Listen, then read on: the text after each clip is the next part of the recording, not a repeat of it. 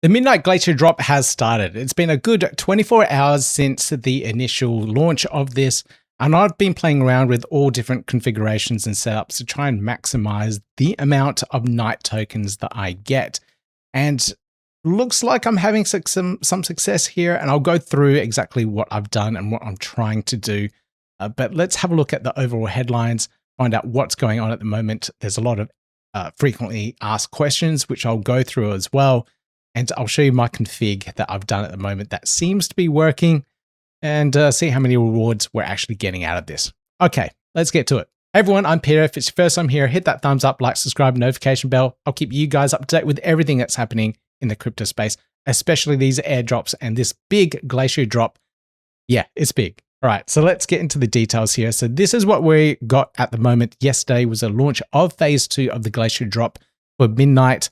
And there are definitely a lot of people jumping on board this one at the moment.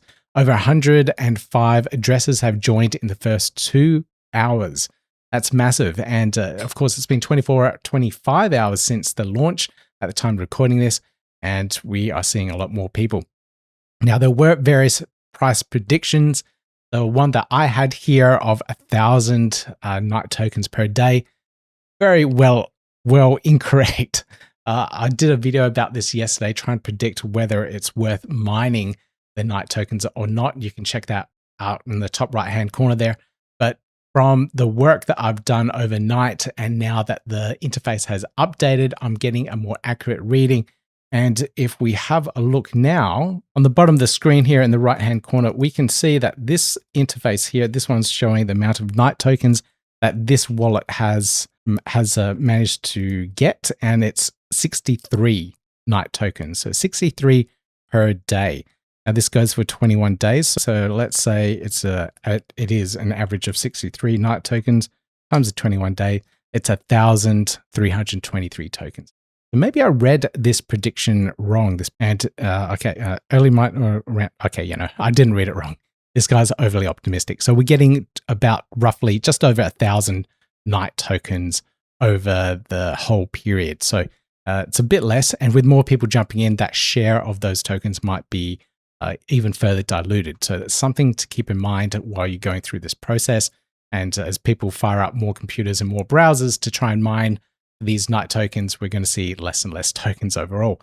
Now, I am seeing posts like this as well. So this is from Giovanni. He's a stake pool operator in the Cardano ecosystem, and he had a Raspberry Pi rack that was used for mining the Cardano ecosystem, like running the stake pools back then.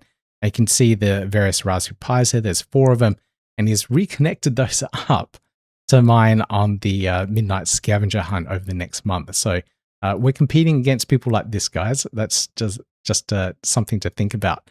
And also, I thought this post was quite funny. This is one of those Chinese phone bot farms. And, you could easily set something up like this and start mining as well. So it's insane what people have access to actually get these things done. Okay, so let me show you my setup at the moment. So I've got 4 or technically 5 browser sessions open at the moment. And this is one on Brave. This is a private session on Brave as well.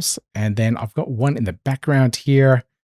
This one here. Oh, look, I've earned some night tokens, a little bit more on this one. So I've got some night tokens being earned on this one in the background. So I'll keep that one going. And then I've set up a brand new browser here on Google Chrome. So as you can see, I've got some success here and here. So these 2 browsers. So I've got one session on Brave, one session on Edge that are showing my estimated night token rewards. Now, these are all using different wallets as well. So I'm using Lace on the top left, Lace on the top right, Lace on the bottom right. Now, the issue with this is that I'm actually using a double session on one of these, which I didn't pick up until it was a little bit too late. What I mean about that is that if you click on reset session here, you can see the address here. It ends with 439.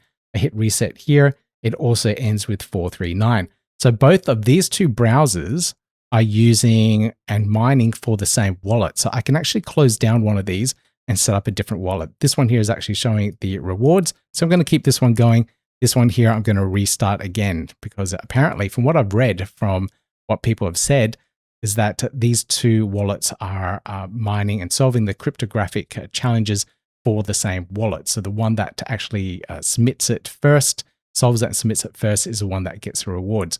But overall, it looks like this wallet over here, this particular interface is actually getting the rewards, and this one, oh no, there we go. We both got it now. So they're both identical. So I've got to change that to optimize rewards here. So I am going to change that particular wallet. It's a different browser, so I can, and my Lace wallet will allow for that with sub accounts. For those that don't know and didn't realize, within Lace wallet, you can open up multiple different sub accounts. And here you can see all these sub accounts here. You can enable more of them, so you don't need to open up and start a whole brand new wallet with a brand new seed phrase. You can just click enable, create another wallet here, give it a name saying, Glacier Drop session 3 or whatever it is. And then you'll be able to mine the tokens that way with a brand new unused account wallet. Okay, so I'm going to clean that up and hopefully I can earn some more Night tokens, but it's good to see the actual rewards coming into the interface now. There were some people that were asking, I've started mining, I don't see the rewards, where are they? Is this a scam? They update every 24 hours. So you need to submit these sessions, these submitted solutions on an ongoing basis, and based on the success rate of that, then you actually get the Night tokens afterwards. Now, it's interesting here that I just have to comment on this. These two sessions, because this top left and the top right session were mining to the same wallet, I got a higher yield out of it compared to this one in the bottom right, which I'm using on Edge, which did fail a couple of times. There we go. So we failed to submit a challenge there. And because of that, it's earning a lower yield. So I'm wondering if it's probably better to have different destination wallets as opposed to two browsers doing the same. I don't know. I'll think about that. I'll do some calculations and see if it's worthwhile or not. But let me go through what is actually happening on your computer in terms of resources. I did a video recording this, so let's have a look at this one here. But as in the background here, you can see the challenges are being calculated at the moment. So I had all four. All four of the sessions were calculating the challenge and then trying to submit it. And I'm looking at the CPU usage on here, and I could see it drop and the memory usage drop after this, the challenge was solved. So we can see here at the top right of the screen, that challenge had just been solved. It's number 15. It's been submitted. And you can see in the memory usage here, it has dropped. So here on the screen, it's really hard to see. I'll try and zoom in and do a screenshot there. It has dropped that tiny bit. So there is a bit of memory usage when trying to solve for these solutions.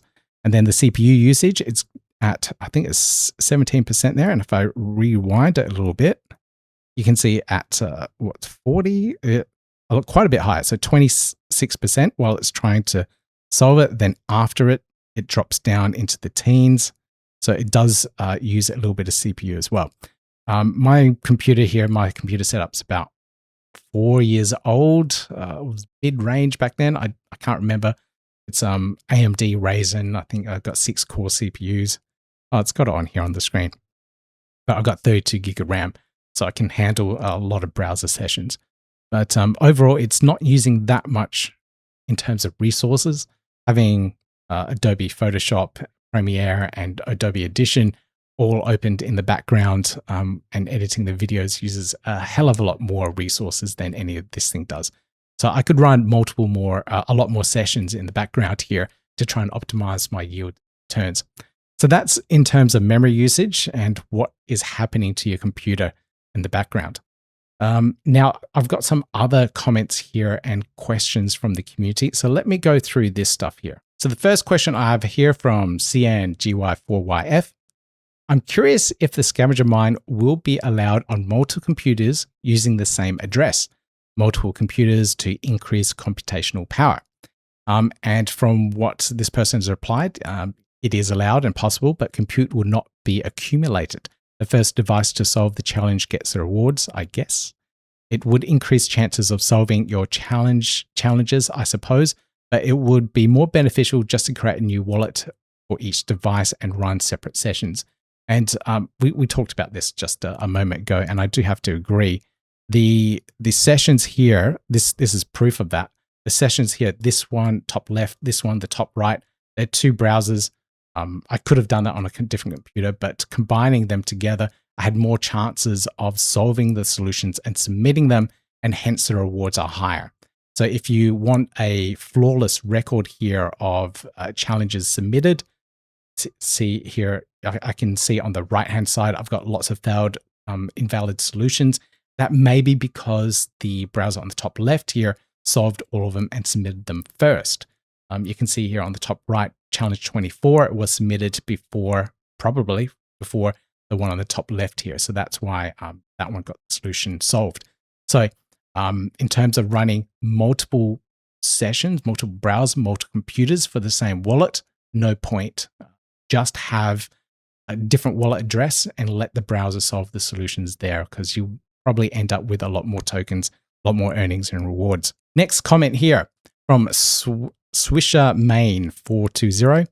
Wow, playing Portal to start session says I have 0 when I literally had like 100 night. So cool. I'm outie on even thinking about this. Okay, so I mentioned this a little bit before, but the interface, oh, this one's got rewards now too. Okay, let me just switch back here. I've got windows everywhere, but it looks like this wallet here is now working, but the rewards don't appear onto your wallet until that 24-hour period is over. And now they're starting to appear on all my wallets now. So I'm doing quite well here. Let me just recap. I'm just a little bit excited because I'm earning a lot more than I thought I was just a moment ago. So I've got 89 from this first session, 63 here, and 78 over here. Cool. I'm earning tokens, guys. So in terms of the portal showing how much you've earned, wait that 24-hour period every day, 24 hours, same time. It wasn't exactly at midnight. It took a little while for it to all update. This is about 2 hours after midnight UTC. So 2 a.m. UTC, you'll be able to see the rewards. It takes a little while to get through. This question here from King's Right. I'm a little afraid to leave my computer on with wallets linked up for long periods. Do you think there is any avenue for someone hijacking their website and stealing my ADA during all of those hours or days connected with a browser? No, not really. Not a chance here. If the way that a hacker would be able to hijack that is probably more so through malware on computer, using a keylogger and installed malware that can control your computer. So if that was the case, I'll be a lot more worried than just the wallets being hooked up here. But they'll need your sending password, they'll need your seed phrase, and all sorts of things. And as long as that seed phrase isn't stored on your computer online, you should be pretty safe here. There shouldn't be a chance of a transaction being sent from your wallet to whoever it is. So I wouldn't be really worried about that. This comment here from Bicker Digital, it would be much better if they deliver the tokens to each wallet, just like they took a snapshot from each wallet without owner knowing it. There is big hassle claiming through so many wallets where there is much more chance to make errors and mess up with wallets to be vulnerable from hackers. Yeah, it is a bit of a process, and it is not so complicated, but if you have a lot of wallets, a lot of accounts, you'd be wanting to go through each one of those to try and maximize your claim, right? And maximize your mining here. And it does get, there is a bit of work behind it. But there are two things that I commented about this particular comment. So first off, airdropping tokens to users that are active is important. So they could scan all the different chains and just airdrop all the tokens in. But the thing here is that they will be airdropping in tokens to users that are inactive, users that don't have access to these particular wallets maybe, or maybe even airdropping to exchanges that aren't going to support the token at all. So if that was the case, they would have automatically locked away forever a certain amount of night tokens because of a inappropriate airdrop. What would be better for the night token and for its ecosystem is to be airdropped to active users, participants that are doing something on crypto, that are looking for tokens and are wanting to sell it, provide liquidity, or looking for additional benefits around what the platform, what Midnight actually has to offer. So the most important thing here is active users. So that's why they're getting people to come in and do something to actually claim these tokens. They want to know who and what wallets to send to because they are active. The second thing here also comes down to the legal aspects of airdropping and mining in general. So if you were to airdrop tokens directly into a wallet that hasn't interacted or done anything to earn those, in a way, they could be looked as and seen as a security. And it's kind of like when you have shares in a company, if you get the dividends from those shares, it's because you have a security and you're owed those particular dividends that come from it. Whereas this, the loophole that people are using, these are also for NFT projects that are mining Bitcoin. Those projects require you to actively stake that NFT to the project's portal. So you're doing some work, you're doing an activity there to then actually earn those rewards. So that's the kind of loophole that they have going on at the moment to get around the securities framework with the SEC so that they don't get classed as a security and need to go through all that registration process. So I believe, from my understanding, that Midnight is doing the same process where users have to actually do something such as mine, such as a scavenging mine, apply for the airdrop, and then apply for the lost and found in phase 3 to actually claim these tokens and avoid these securities regulations. So that's what I believe that's happening here. I'm not a lawyer. I'm not a legal expert around this, but from what I understand, we're talking a lot of other projects that do Bitcoin mining via NFT staking. This is the loophole that they're using. So I believe that is why you have to do something to get these tokens. This question here by VIP Vipo Deal. I tried to mine simultaneously on 2 browsers on the same PC, both with Windows 7 and Linux, and got errors and crashes. I assume it's 1 mining per instance per machine, which seems more fair. Could they disclose this stuff like this before the scavenger hunt so nobody has to guess? Half of the fun of this is actually trial and error and trying to find out what works and what doesn't work. And even while recording this video, I'm seeing things that are actually working now that I thought didn't work. So it's going through that process. I kind of enjoy it myself, really, but trying to find out exactly what works and what doesn't. I don't think they want to announce everything because people like me would then start exploiting all those opportunities. But now I'm just experimenting to see what actually works and what doesn't work. And what I'm doing at the moment seems to be working, so I'm going to keep doing it. The other thing here, the first part of the question, I try to mine 2 browsers at the same PC. I am getting some crashes and errors every now and then. Besides that, I'm also getting a 429 error message code, which comes up every now and then. And this is because there are too many requests to the platform. So the platform is built with APIs, application programming interfaces to try and talk to all the servers, etc. The website is trying to talk to the API, and there are too many requests and it times out. So they have to scale things up. The Midnight team will be seeing all of these errors come up on the server, and they'll need to fire up more servers to accommodate the usage and everything else around it. So if you're seeing an error like that, look up the error code, and it will kind of explain what that means. They're generic internet protocol error codes, and they'll give you an idea. And that 429 one, too many errors, too many requests.